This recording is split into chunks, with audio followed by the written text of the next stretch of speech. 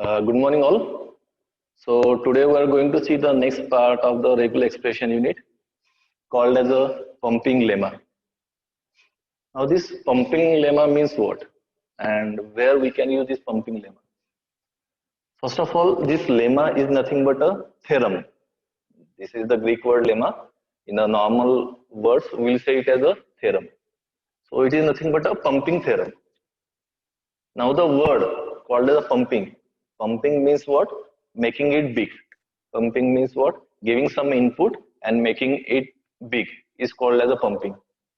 So pumping lemma is nothing but a theorem where we are putting some part of the string. We are adding that particular part of the string, and when the string is becoming big and big, so we'll try to prove something. So pumping lemma is putting some extra string in between and try to prove something. So for that we are using this pumping lemma. So pumping theorem. So first of all, we will try to understand what is a pumping theorem or pumping lemma, and after that we will see its application where it can be used. Now pumping lemma starts with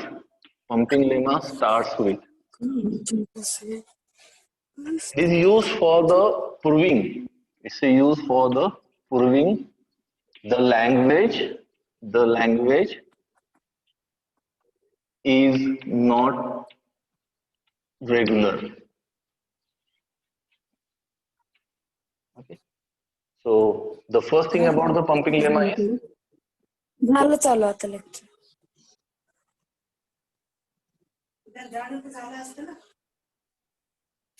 झाडलंय मी घर सकाळी. So the first thing about this pumping lemma is that pumping lemma is used to prove whether the language is non-regular language. Now, first of all, we'll try to understand what is a regular language and non-regular language. Now, regular language means what? A language which grows, which having the strings which are uniform in the characteristics, Such language is called as a regular language. So regular language means what? Every word of that language shows the same property is called as a regular language. Now non-regular language means what? The first word and the second word, they will differ in the characteristics. The next one may be somewhat else. So the words belongs to that language does not show the same property, same characteristics. So such languages are called as a non-regular languages. So till now we have seen the regular language, whatever the DFAs we have made, whatever the regular expression we have written, all these are we have written for the regular language. So one regular expression will prove the number of strings belongs to that language. A DFA which will have the number of strings belong to that language. So that all languages were the regular languages. So in brief, we can say that the regular language can be represented by the DFAs and the regular expressions. So regular expressions and the DFAs are the ways to write the regular languages. Now for the non-regular languages, how we will come to know that the language is non-regular language? Okay, so for that we are using this theorem called as a pumping lemma. So basic use of the pumping lemma is to prove the language is non-regular language. So how we will proceed? First of all, we'll see that assume whatever the language we are trying to prove it is a non-regular language. Initially, we will assume that that language is regular language. Initially, we will assume that the language is regular language. So after assuming that the language is a regular language, the third thing what we are going to do, we will trying to find out some W. W is nothing but a word, is nothing but a string. So we will try to find out a W which belongs to this language, which belongs to this language.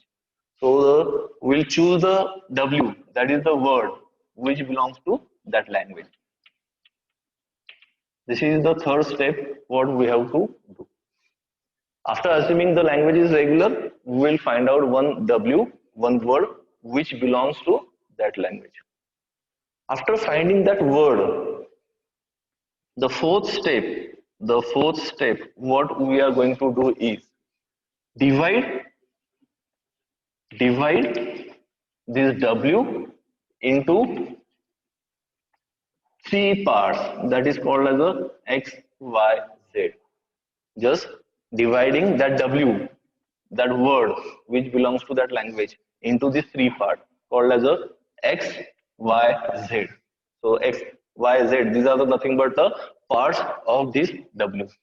So that is the four things what we are going to do. Now after dividing this W into these three parts, we will check whether this W,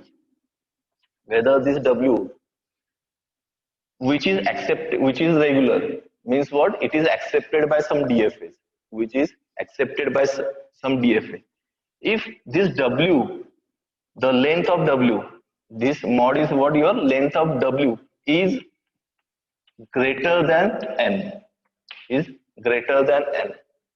So we are going to choose this W in such a way that the length of W must be greater than n, greater than or equal to n. Now greater than or equal to n means what? What is this n?